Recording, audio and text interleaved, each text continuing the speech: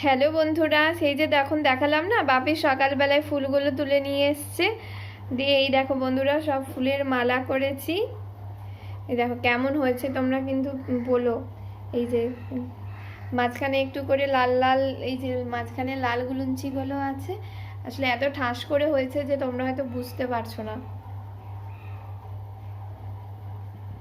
এই যে আমার গোবিন্দ, আমার রাধা মাধব।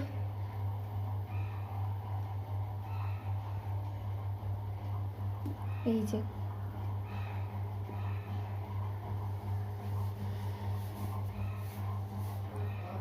কেমন লাগছে প্লিজ প্লিজ কিন্তু তোমরা কমেন্ট করে জানিও।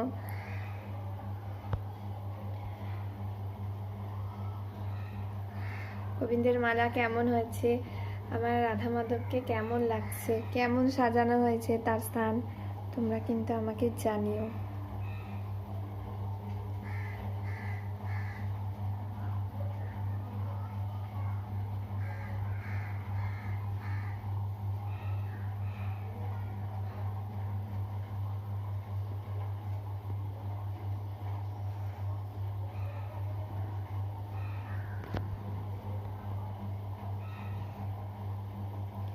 আমার তো এই জায়গাটা বসলে বলি না তোমাদেরকে, মানে আর উঠতেই ইচ্ছে করে না।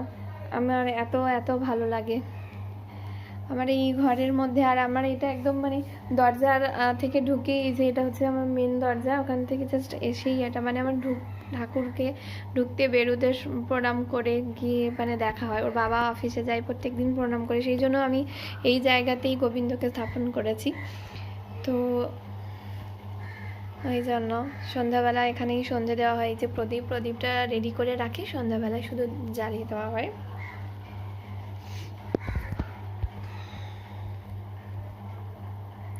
আর প্রত্যেক দিন এই ফুল মানে এইখানটায় আমি কোনো প্লাস্টিক ফুল রাখি না, এখানটায় আমি একদম অরিজিনাল গাছের ফুল রাখি, বিভিন্ন গাছে দিয়ে, যেগুলো আমার বাগানে হয়, নিচে হয়, সেখান থেকে আমি তুলে এনে এটা রাখি, কারণ আমার এটাই ভালো লাগে। আমি ইচ্ছে করলে এই জায়গাটায় প্লাস্টিক ফুল রাখতে পারতাম, কিন্তু আমি এটা রাখিনি নিজে, কারণ আমার মনে হয় এখানটা অরিজিনাল ফুলগুলোই সব থেকে বেশি সুন্দর লাগছে।